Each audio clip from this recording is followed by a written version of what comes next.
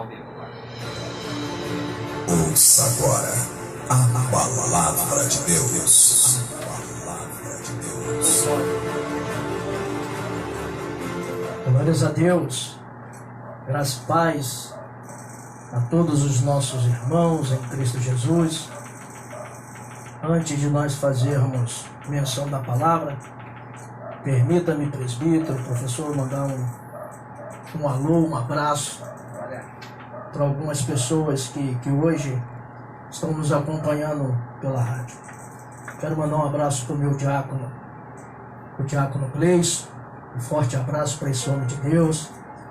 Irmãozinho, Gleison, pau na cabeça de Noca hoje. Ele usa muito essa expressão, né? A gente brinca bastante lá, mas é um homem de Deus. Quero também mandar um abraço para a diaconisa Marcela, a diaconisa Luzia, a Luciana, o meu presbítero Josias, a nossa irmã Renata, que está também ouvindo, para a Juliana, para a Sabrina, para todo o ministério Palavra e Unção. Também quero mandar um beijo para minha esposa, que está ligadinha aí na rádio.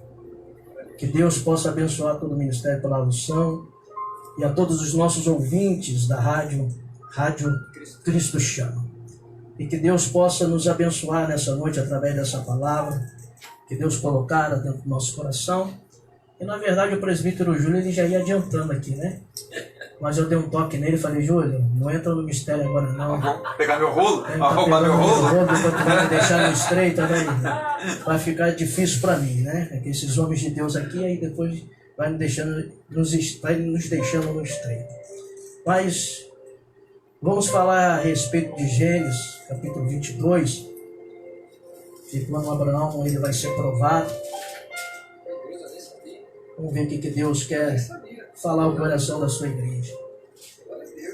O versículo 1 vai dizer: depois dessas coisas, provou Deus a Abraão, dizendo-lhe: Abraão, e este respondeu: eis-me aqui. Então disse Deus: toma o teu filho, o teu único filho Isaque, a quem amas, e vai à terra de Moriá, e ofereça-o ali em holocausto sobre um dos montes que te mostrarei. Levantou-se, pois, Abraão de madrugada, abordou o seu jumento, tomou consigo 2 dos seus servos e a Isaque seu filho, tendo cortado lenha para o holocausto, partiu para o lugar que Deus lhe dissera. Ao terceiro dia, levantou Abraão os olhos e viu o lugar de longe. Disse Abraão a seus servos: ficai-vos aqui com o jumento, eu e o rapaz iremos até lá, e havendo adorado, voltaremos a vós. Tomou Abraão a lenha do holocausto, e a pôs sobre Isaque, seu filho. E ele tomou o fogo e o cutelo na sua mão, e foram ambos juntos. Então disse Isaque a Abraão, seu pai: meu pai. Respondeu Abraão: eis-me aqui, meu filho. Perguntou-lhe Isaque: eis o fogo e a lenha, mas onde está o cordeiro para o holocausto? Respondeu Abraão: Deus proverá para si um cordeiro para o holocausto, meu filho. E os dois seguiam juntos. Chegaram ao lugar que Deus lhe dissera, e construiu Abraão ali o altar, e sobre ele pôs em ordem a lenha, amarrou Isaque, seu filho, deitou no altar, em cima da lenha, e estendendo a mão, pegou no cutelo para imolar o filho. Mas o anjo do Senhor lhe bradou desde o céu e disse: Abraão, Abraão. Respondeu: eis-me aqui. Então disse o anjo: não estenda a tua mão sobre o rapaz, e não lhe faça nada. Agora sei que temes a Deus, pois não me negaste teu filho, teu único filho. Então levantou Abraão os olhos e olhou, e viu atrás de si um carneiro preso pelo chifre entre os arbustos. Foi Abraão, tomou o carneiro e ofereceu em holocausto em lugar de seu filho. Assim chamou Abraão aquele lugar de o Senhor proverá. Daí dizer até o dia de hoje: no monte do Senhor se proverá. O que eu acho interessante é que o apóstolo Tiago, tanto quanto o profeta Isaías, eles vão dizer que Abraão ele era amigo de Deus. Mas eu acredito que uma amizade, ela não nasce da noite para o dia. Uma amizade, ela precisa ser construída ao longo de um tempo. Até para que você venha ter confiança nesse seu amigo. E Deus, ele resolve ser amigo de Abraão. Deus, ele vai chamar Abraão de uma terra e vai dizer para Abraão: Abraão, sai da tua terra, do meio da tua parentela e da casa de teu pai, e vai para uma terra que eu haverei de te mostrar. O que eu acho lindo é que Deus, ele não mostra nada para Abraão. Ele diz: sai da tua terra e vai para uma terra que eu ainda vou te mostrar. O autor aos Hebreus vai dizendo que Abraão sai sem saber para onde ir. E Abraão, ele confia na palavra de Deus. Eu imagino hoje Deus me fazendo essa pergunta para a minha geração. Porque eu acredito que a nossa geração, meu professor, é uma geração Tomé. Uma geração que precisa ver primeiro para depois acreditar. Abraão, ele faz ao contrário. Ele acredita sem ver. Tomé, ele vai dizer: olha, se eu não colocar o meu dedo ali nos cravos e não passar-lhe a mão ao lado, de maneira nenhuma eu acreditaria. Mas eu louvo a Deus, assim, eu acho linda essa passagem, porque Abraão, ele confia estritamente naquilo que Deus está mandando ele fazer. Ele levanta e sai sem saber para onde está indo. E dentro dessa caminhada de Abraão com Deus, Deus vai começar a se revelar ao seu amigo. Eu vejo quando no capítulo 15, Deus vai aparecer para Abraão e vai dizer: Abraão, não temas, porque eu sou o teu escudo. Grande será a tua recompensa. O que Deus está dizendo para Abraão: Abraão, não se preocupa, não temas, porque sou eu que te protejo. Eu sou o teu amigo que te protege. Porque Abraão está voltando de uma guerra. E eu imagino que Abraão está preocupado. Será que a promessa vai acontecer? E se eu morro? E Deus está dizendo assim: Abraão, tranquiliza teu coração, não temas, porque eu sou o teu escudo. E grande vai ser teu galardão. Mas Abraão vai dizer para Deus: como isso vai acontecer se eu continuo sem filhos? E o meu herdeiro vai ser o meu servo Eliezer o Damasceno. E Deus vai dizer assim para Abraão: Abraão, ele não vai ser o teu herdeiro. O herdeiro, ele vai sair das tuas entranhas. E o capítulo 15 está dizendo que ele está dentro da tenda. E Deus vai dizer: Abraão, por gentileza, coloca fora da tenda e olha para o céu e conta as estrelas, se é que tu podes. Eu imagino, professor, ele começando a contar 1, 2, 3, 4, e naquela imensidão de estrelas ele se perde, e depois ele volta a contar de novo, presbítero Júlio, 1, 2, 3, ele se perde de novo, e ele volta para Deus. Imagino eu dizendo assim: ó, é impossível contar essas estrelas, e Deus se volta para ele, e isso estou eu conjecturando: é impossível para você, Abraão, mas para mim tudo é possível. Eu chamo cada uma delas pelo seu nome, e quando eu chamo, elas se apresentam diante de mim. E eu acho lindo isso, porque Deus está dizendo: assim será a tua descendência. Porque Abraão, ele está caminhando com Deus. Deus, ele está se revelando a Abraão. Deus está mostrando a sua amizade. Quando chega no capítulo 17, ele vai dizer para Abraão: Abraão, eu sou o Deus Todo-Poderoso. Anda na minha presença e ser perfeito. Até porque Deus havia dito que Sara haveria de gerar. Mas houve aquela dúvida, né? Creio eu, que Sara, ela vai dizer: como eu sendo velha, eu vou poder gerar, e o meu Senhor já é também avançado na sua idade. E ela vai tentar dar um jeitinho, né, na promessa de Deus. E eu quero deixar isso aqui para os nossos ouvintes: não queira dar jeitinho nas promessas de Deus, porque aquele que fez a promessa, ele é poderoso para cumprir. Infelizmente, o ser humano, ele não consegue esperar o tempo determinado por Deus. E quando a ansiedade chega, muitas das vezes tomamos decisões precipitadas que podem gerar consequências futuras. E foi o que aconteceu. Sara quer dar um jeito na promessa de Deus e vai permitir que Abraão venha ter relação com a sua serva, a egípcia Agar. E vai dizer que, né, hoje nós vemos que é uma guerra, né, até os dias de hoje, algo que foi feito lá atrás. E Deus aparece dizendo para ele: ó, eu sou o Deus Todo-Poderoso. Você não precisa dar jeito na minha promessa, não, porque eu vou dar, eu que vou realizar. Então aqui ele começa a se revelar a Abraão dentro dos seus atributos, dentro daquilo que ele pode fazer. E Abraão, ele vai começar a se apoiar em Deus. Porque Abraão creu A Bíblia diz que Abraão creu, e essa palavra dentro do original significa que Abraão se apoia em Deus. Estritamente ele se apoia. E dentro do tempo determinado pelo Senhor, Abraão ele vai gerar. Sara vai gerar. Aquilo que Deus havia falado vai acontecer. Aconteceu. O tempo vai se passar. Abraão, né, eu imagino ele, já avançado de idade, se apegando à promessa. Se alegrando com a promessa. Né? Afinal, é um filho da sua velhice. O tempo está passando, Isaac cresce. E quando nós entramos dentro desse capítulo de número 22, o primeiro versículo está dizendo, depois dessas coisas, nos dá um espaço de tempo. O tempo havia passado, Isaac cresceu. E Deus ele vai chamar Abraão. E vai colocar Abraão à prova. Entendo eu que essa prova que Deus está colocando Abraão é uma prova de obediência. Porque ele está dizendo para Abraão, Abraão, e ele diz, eis-me aqui.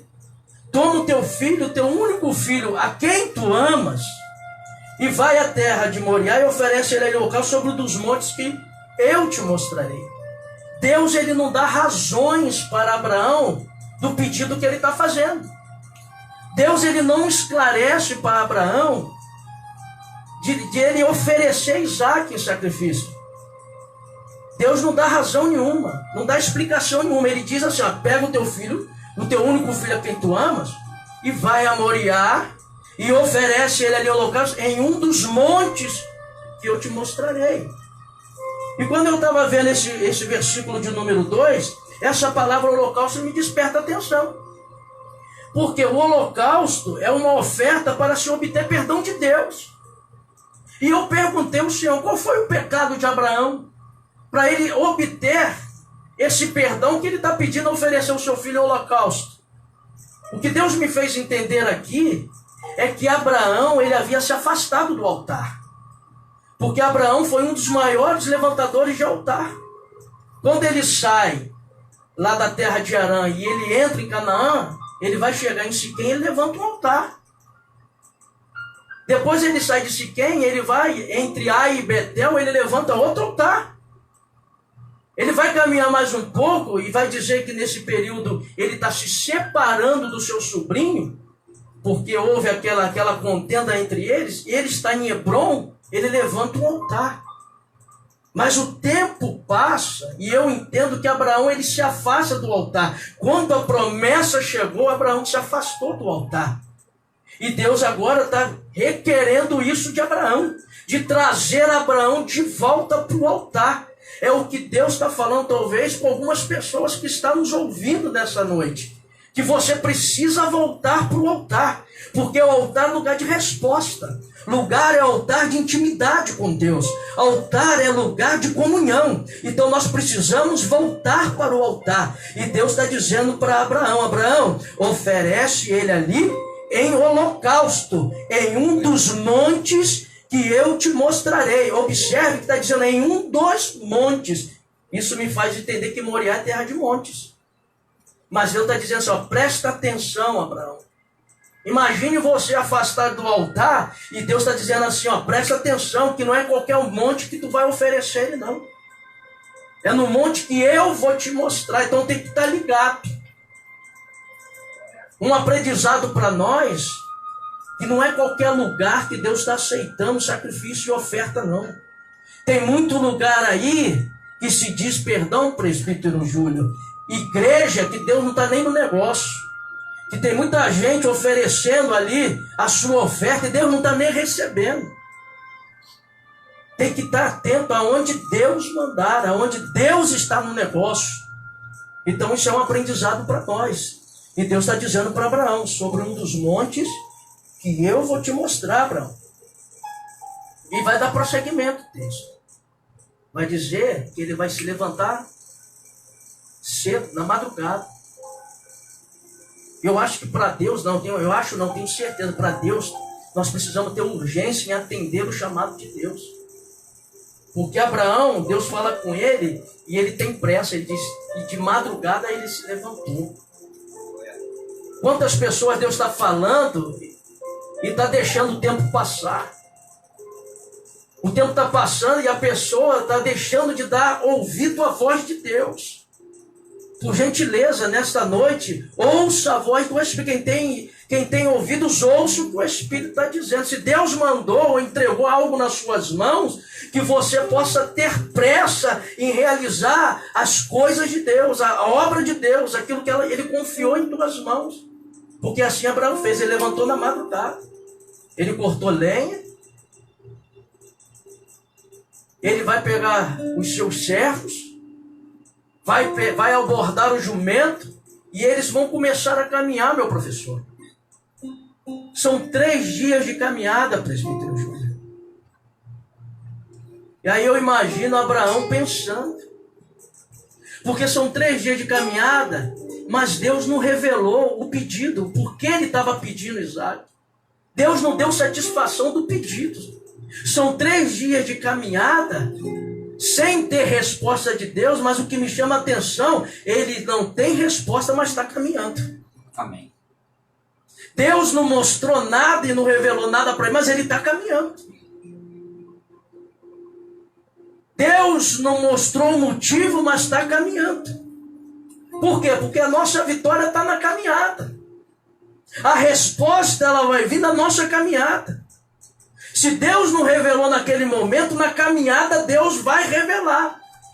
Quando você começa a obedecer o que Deus está mandando você fazer, Deus vai mostrar o propósito daquilo que ele está pedindo. Então Abraão ele não fica parado, Abraão está caminhando. Vai dizer que são 3 dias de caminhada. E no 3º dia, ele levanta os olhos e vê o local. Aí ele vai chegar para os seus servos. E vai dizer para os seus servos, ficai aqui, porque eu e o rapaz, nós vamos até lá, adoraremos e retornaremos a vós. Oh, glória. Observe, presbítero, olha que coisa linda. Jogou no plural. Sim, Nós voltaremos. Aleluia. Mas observe o versículo 2, que Deus pede Isaac em holocausto. Era um sacrifício. Mas Abraão está dizendo para o seu servo, olha, Deus me pediu um sacrifício, mas eu vou lá adorar. Enquanto para um é sacrifício, para outro é adoração. Aleluia. Para Abraão não era um sacrifício, para Abraão era uma adoração. E aqui, nesse versículo 5, eu vejo uma doutrina. Uma doutrina. Eu consigo chegar dentro desse versículo 5, a doutrina da ressurreição. Por quê? Porque o autor hebreu vai dizer que Abraão julgava ser Deus poderoso para ressuscitar Isaac dentre os mortos e prefiguradamente recebeu Isaac dentre os mortos. Então eu consigo ver nesse versículo 5 a doutrina da ressurreição. Porque Gálatas 3, versículo 8, Paulo vai escrever dizendo, meu professor, tendo a escritura previsto que os gentios seriam justificados pela fé, pré-anunciou o evangelho a Abraão. Então aqui está uma doutrina de ressurreição, porque ele está dizendo, eu vou lá, eu vou adorar, mas eu estou voltando com o rapaz. Porque ele julgava que Deus era poderoso para ressuscitar Isaac dentre os mortos. E ele está dizendo para os rapazes, fica aqui.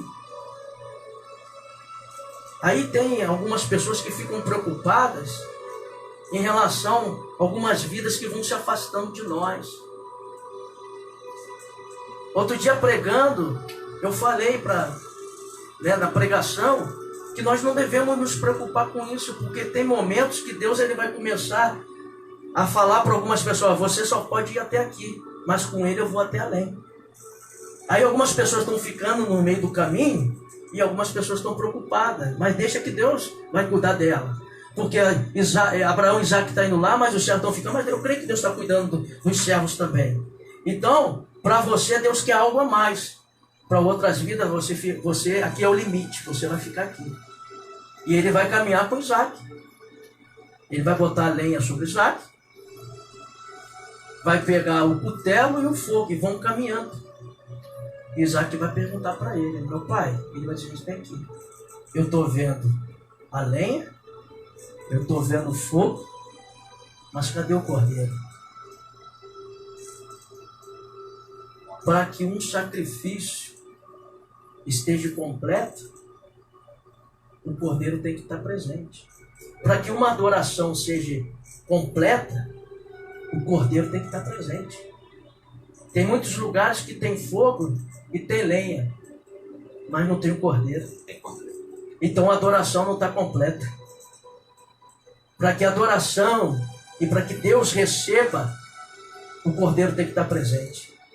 Então eu creio, presbítero Júlio, que nessa noite, através dessa mensagem, aos nossos ouvintes que estão em casa, ou estão no carro, eu não sei.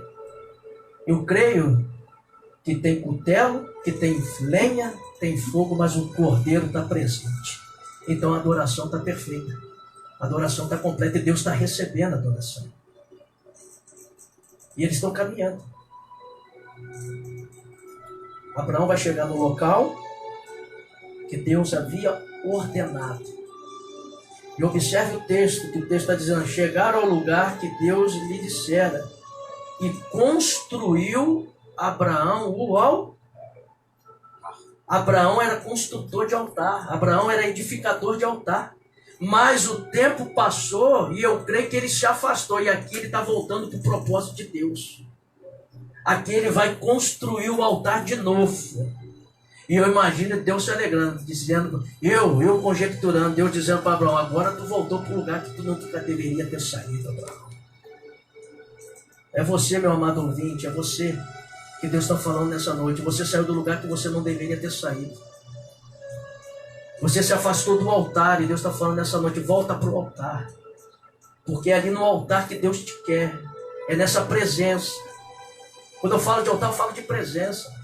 Tem muita gente que se afastou da presença. Mas nessa noite Deus está falando para você tem que voltar para a presença de Deus. Para voltar a ter comunhão, para voltar a ter intimidade. Para voltar a ter relacionamento. E eu creio que aqui aconteceu isso. E ele construiu o altar. Observe que ele não perdeu o costume. Porque o texto faz o complemento dizendo que ele está botando a lenha em ordem.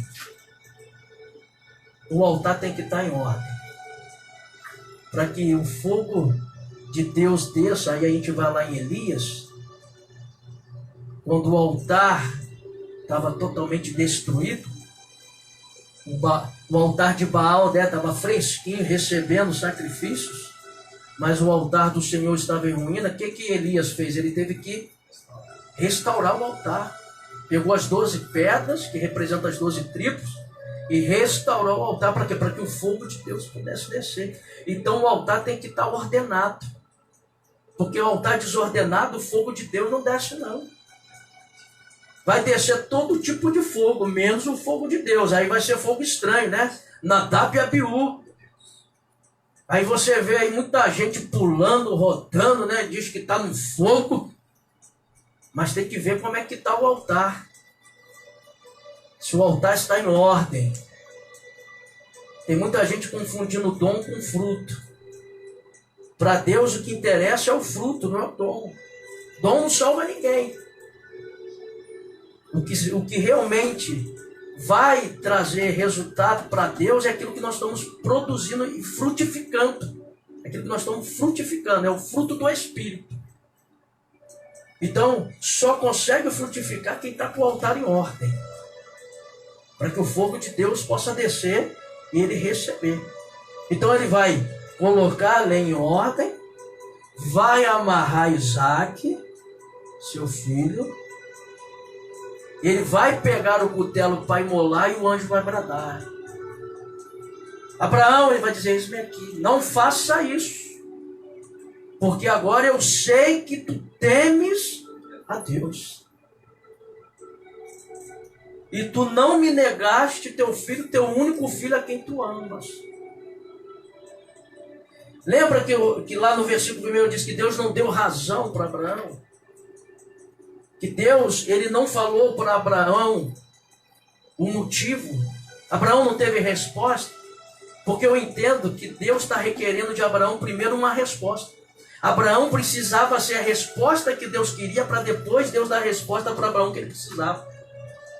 Então, antes de você querer uma resposta, você precisa ser a resposta que Deus quer. Depois que Abraão foi a resposta que Deus queria, porque ele deu a resposta para Deus naquilo que Deus estava pedindo, aí ele vai dizer: não faça isso, porque agora eu sei que tu temes a Deus, que o teu coração não está preso na promessa, o teu coração está no dono da promessa. Deixa eu fazer uma pergunta: será que nós temos coragem de botar nossa promessa no altar?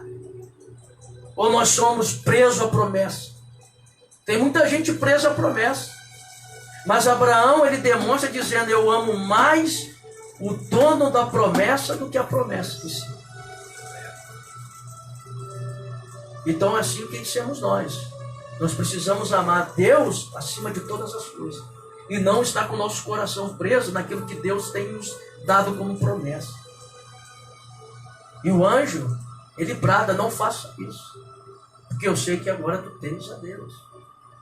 Mas observe que quando Abraão ele chega no local, ele não vê nada, meu professor.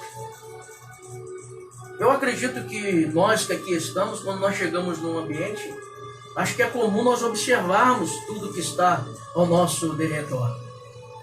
Mas Abraão chega e ele não vê. Mas depois que ele levanta para imolar o filho e o anjo brada, vai dizer que ele vira. E quando ele vira, ele vê o carneiro preso no arbusto pelo chifre. Por que quando ele chegou ele não viu? Eu perguntei isso para Deus. Por que, Deus?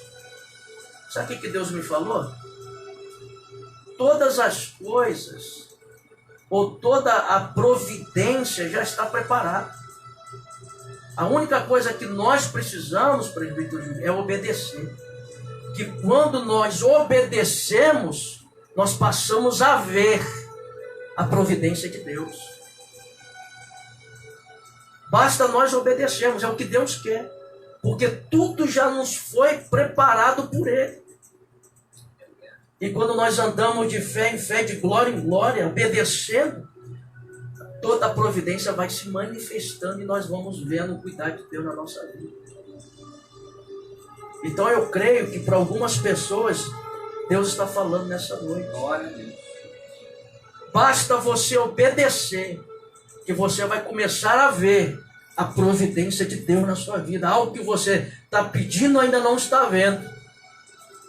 Mas a tua obediência vai fazer você ver e você tomar posse de toda a provisão de Deus na sua vida. Então nessa noite, que essa palavra ela possa estar gravada no nosso coração. Que essa palavra ela possa ser colocada em prática. Porque nós só temos resultado na nossa vida quando nós começamos a colocar em prática aquilo que Deus tem nos falado. Eu vejo tanta gente há anos dentro da igreja e a mesma coisa. Mas será que são praticantes? Ou são apenas ouvintes da palavra? Nós só vamos ter o efeito dessa palavra na nossa vida quando nós começarmos a obedecermos a Deus. Então que nessa noite os nossos ouvintes possam ficar com essa palavra e que Deus possa nos abençoar rica e poderosamente em Cristo Jesus.